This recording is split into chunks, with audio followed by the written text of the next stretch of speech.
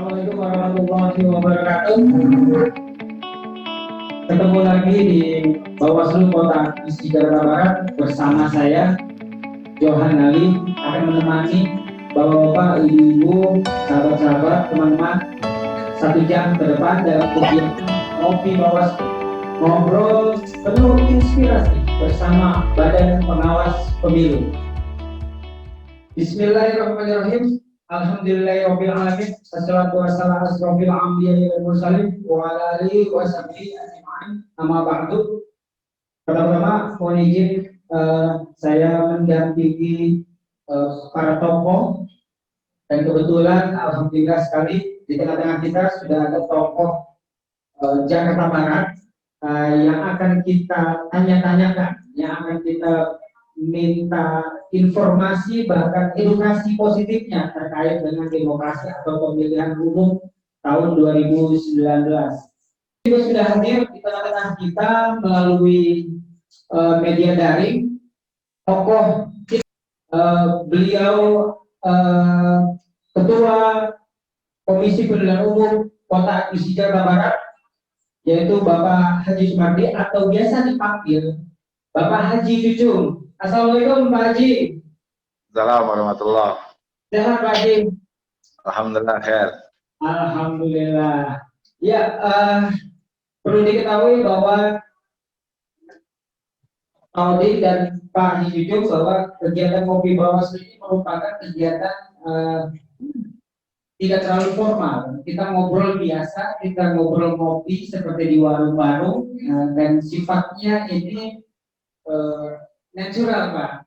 Jadi ada pertanyaan, kita ngobrol-ngobrol biasa sambil ngopi, dan ngobrol-ngobrol tentang pemiluan yang bisa membangun atau menambahkan edukasi terkait dengan pemilu itu sendiri.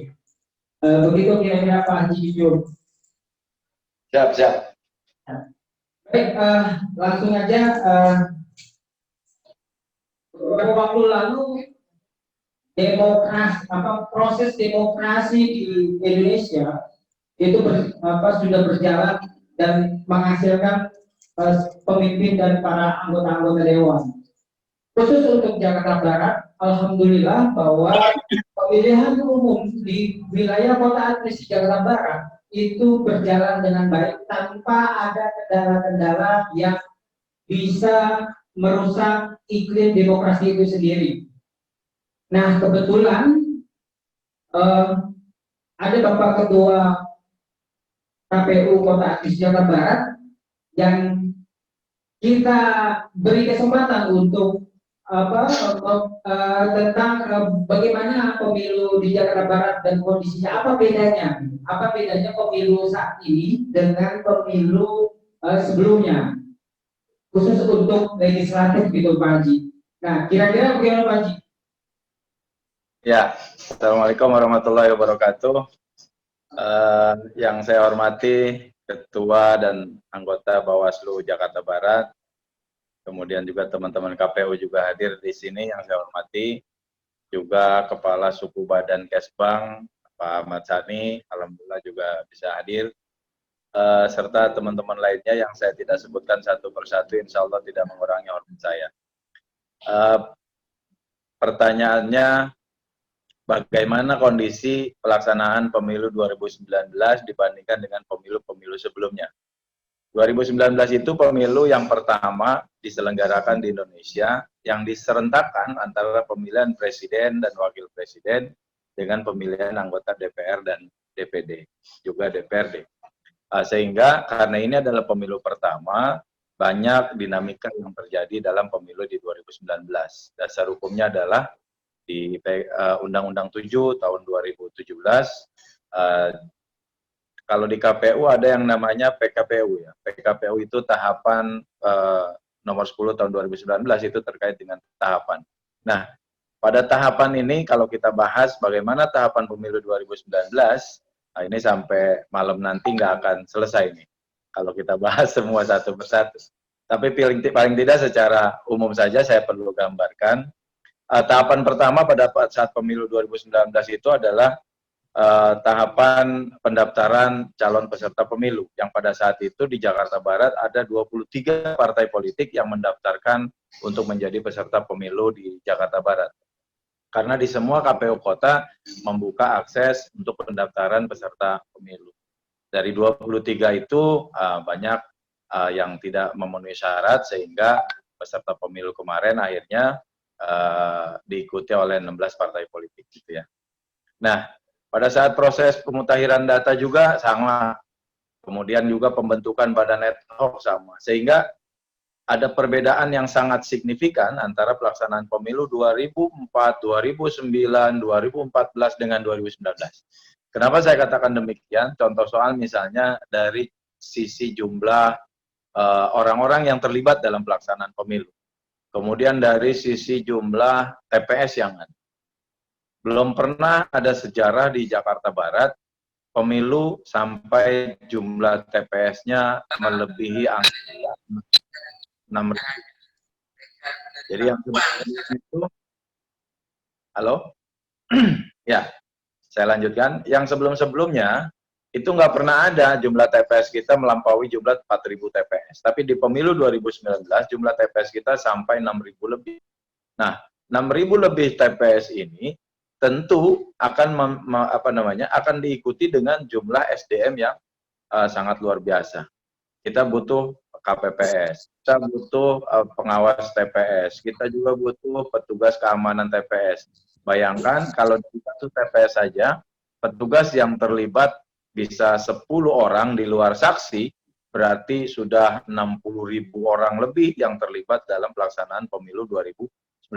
Belum lagi pada jajaran di atasnya, ada PPK, ada PPS, dan juga ada KPU. Nah, untuk mensosialisasikan ini juga kita rekrutmen para relawan demokrasi untuk menyampaikan informasi-informasi tentang kepemiluan. Karena ini pemilu yang pertama di Indonesia yang menggabungkan antara memilih presiden dan wakil presiden dengan memilih calon anggota parlemen. Kemudian teman-teman sekalian, apa yang harus dievaluasi? Ya, jelas tadi Pak Kasubankes Bangpol sudah menyampaikan banyak teman-teman relawan kita, relawan demokrasi dari unsur KPPS yang meninggal dunia karena pelaksanaan pemilu kemarin. Walaupun meninggalnya bukan pada hari pemungutan suara. Ada yang 1 hari sebelum pemungutan suara, ada yang 1 hari sesudah pemungutan suara, ada juga yang 1 minggu setelah pemungutan suara. Akan tetapi ini bisa kita pahami bersama, bayangkan dengan jumlah TPS yang begitu banyak, kemudian juga dengan rumitnya tata cara penghitungan suara kemarin, harus menghitung suara presiden, harus menghitung suara DPR, DPD, bahkan di situ kan karena ini proporsional terbuka, jadi kita harus menghitung, termasuk calon-calon yang dipilih itu harus dihitung, sehingga agak sedikit anjelimet. Nah, sementara teman-teman KPPS itu harus menyiapkan waktu sejak 1 minggu sebelumnya.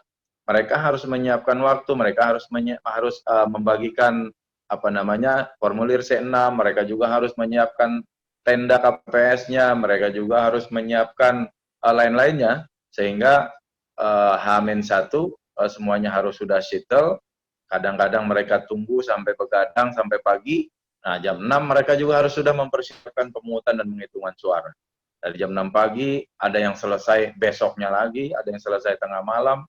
Nah, 2 hari 2 malam, ada yang tidak terbiasa begadang, ya mungkin karena kelelahan. Dari faktor kelelahan itulah sehingga banyak korban yang meninggal dunia. Di Jakarta Barat itu sampai ada 12 orang korban meninggal dunia. Belum lagi orang yang Pak Haji Jujum ya. Ya. Ya, ada 12 orang yang meninggal dunia. Artinya kondisi pemilu sebelumnya dan pemilu sekarang itu ada perbedaan baik berdasarkan peraturan maupun pada pelaksanaan teknis sampai pada kebutuhan SDM itu sendiri ya Pak Haji Jujum. Ya, bahkan termasuk soal logistik saja. Soal logistik kita agak sedikit kewalahan karena memang tadi jumlah TPS kita yang begitu besar, sampai-sampai ada PKPU yang mengatakan di surat edaran jumlah TPS pemilih maksimal 300. Dengan pemilih maksimal 300 berarti akan menambah jumlah TPS yang begitu banyak. Persoalan logistik juga sangat berbeda dengan pemilu-pemilu sebelumnya. Saya penyelenggara pemilu ya sejak dari tahun 99 saya jadi KPPS, di 2004 saya jadi jadi ketua PPS di tingkat loading logistik misalnya. Nggak pernah kita sejak Purworejo yang namanya menyelenggarakan pemilu itu kita pinjam GOR untuk digunakan sebagai gudang logistik. Nggak pernah. Karena kemarin sangat luar biasa logistik yang kita punya, sehingga kita harus pinjam GOR menyimpan logistik untuk loading logistik dan seterusnya. Ini yang sangat luar biasa. Belum lagi pada saat proses penghitungan suara. Penghitungan suara di TPS, ya teman-teman KPPS agak kesulitan karena memang banyaknya pekerjaan yang harus mereka lakukan. Kemudian rekapitulasinya langsung di tingkat PPK. Kalau sebelumnya, pemilu sebelumnya, rekapnya di tingkat PPS. PPS punya punya TPS tidak terlalu banyak. Tapi ketika naik ke tingkat PPK, PPK yang harus melakukan rekapitulasi, bayangkan ada berapa TPS yang mereka punya di tingkat PPK. Kapuk saja lebih dari 1000 TPS. Nah, ini juga persoalan. Nah, itulah kenapa sangat berbeda memang pemilu 2019 ini. Oleh karena itu, belum lagi persoalan rekap juga sama. Ada mekanisme yang berbeda. Ada mekanisme yang berbeda yang dilakukan dalam proses rekapitulasi pemilu tahun ini. Kalau kemarin rekapitulasi manual, sekarang ada rekapnya lewat